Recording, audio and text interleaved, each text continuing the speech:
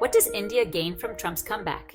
Donald Trump's election victory on Tuesday night became a celebratory event in India. The ecstatic mood reflected in the media has no parallel in living memory. Sadhus and priests in Delhi performed a hawan to pray for Trump's victory. A prominent priest applied vermilion to photos of the former US President and allies Elon Musk, Robert F. Kennedy Jr., and Vivek Ramaswamy. The poster included the words, "Vote for Donald Trump to save Hindus." The video has gone viral on social media. The US and India have a transactional relationship. This is a rare moment when it percolated down to the people-to-people level. Somewhat surreal, actually. Prominent politician and intellectual Yogendra Yadav wrote in a national daily that US elections are like a wedding in the big landlord's family in our village. It makes for a spectacle. However, he cautioned, as affairs of powerful families do, the US election has some fallouts for everyone, including us.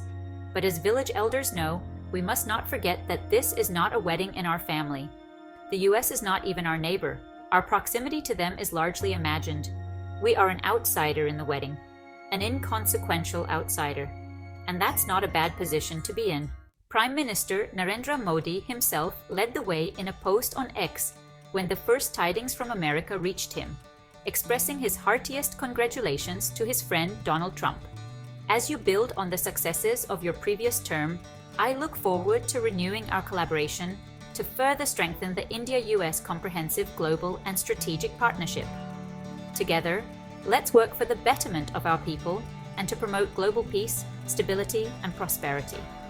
Modi followed up with a phone call to Trump, reiterating that he looks forward to working closely together once again to further strengthen India-US relations across technology, defense, energy, space, and several other sectors.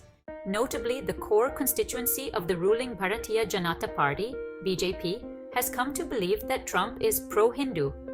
It is a different matter, though, that this extraordinary politician who is so large and powerful that he lives by his own set of rules is at best an agnostic who has convinced the evangelicals in America, over 1/3 of Americans who affirm traditional Protestant teachings on the authority of the Bible, and the Zionists in Israel, and now the Hindus in India, that he is their protector. India's official stance is that relations with Washington have steadily progressed during the tenures of US President Joe Biden and his 4 predecessors, including Trump.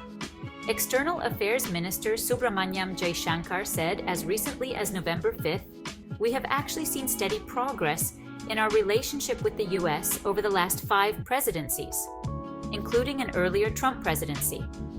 So when we look at the American election, we are very confident that whatever the verdict, our relationship with the United States will only grow." The government kept its cards close to its chest, given the expected tight race between current Vice President Kamala Harris and Trump. Once bitten, twice shy. At a massive political cultural rally in Houston in 2019, with Trump by his side, Modi aired seriously while trying to persuade the Indian American community that the US president was a good bet for a second term. This time around, however, Modi didn't risk the wrath of the Democrats. In September, he had a change of mind about meeting with Trump. Suffice to say, for a second time, New Delhi erred in reading the tea leaves. The government is betting that Trump will snuff out the highly embarrassing allegations by Ottawa and Washington that New Delhi plotted to kill Khalistan separatists living in the US and Canada. Indeed, Trump wouldn't be interested at all in a witch hunt of the Indian leadership. Ottawa and the Five Eyes, Australia, Canada, New Zealand, the US, and the UK, concluded that the plot went to the uppermost echelons of the Indian leadership, and Canadian Prime Minister Justin Trudeau has become a thorn in the side of the Indian government. However, Trump has a poor opinion of Trudeau and will gladly throw him under the bus. Trump had a public spat with Trudeau during the controversial G7 summit in Quebec in 2018, from which he abruptly walked out, refusing to put his signature on the final declaration. The bottom line, nonetheless, is that the US-Indian tango will have gravitas during the Trump presidency going forward.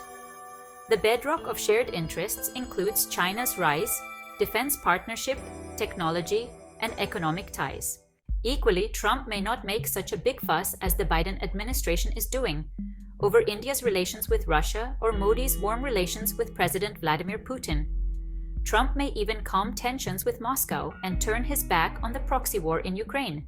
The known unknown is how Trump uses the short time of 4 years to boost his MAGA movement. Trump's first term is nothing to go by, since he was new to the swamp in DC, and the deep state entrapped him in the quagmire of Russian collusion. Who is the real Trump?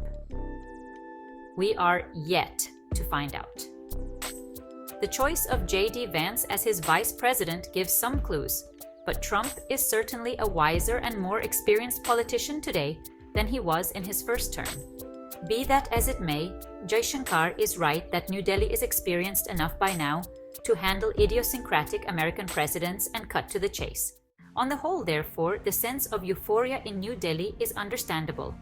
Suffice to say, the consolidation of relations with Russia in recent years and a potential thaw on the horizon in Sino-Indian ties puts India in a comfortable position today in regional and world politics. Cynics might say a friend to all is a friend to none, but as the 20th century British writer C.S. Lewis once said, friendship is unnecessary, like philosophy, like art. It has no survival value. Rather, it is one of those things that give value to survival. At any rate, India's doctrine of multi-alignment in the present transformative period in the world order has nothing to do with airy friendships, but is a purposive pursuit of interests in an unpredictable external environment. Trump and Modi are pragmatic and independent deal-makers.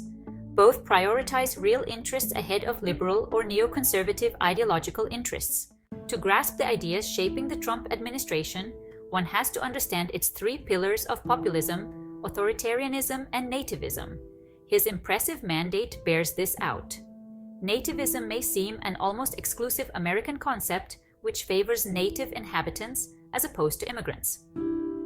But nativism in India also arose in a natural place, a nation constructed through waves of invasion and backlashes to invasion, where the meaning of native is always evolving.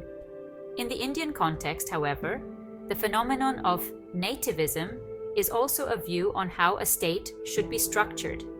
It is an ideology that seeks congruence of state and nation, that is, the political and cultural unit, one state for every nation and one nation for every state. Modi's nativism outstrips Trump's.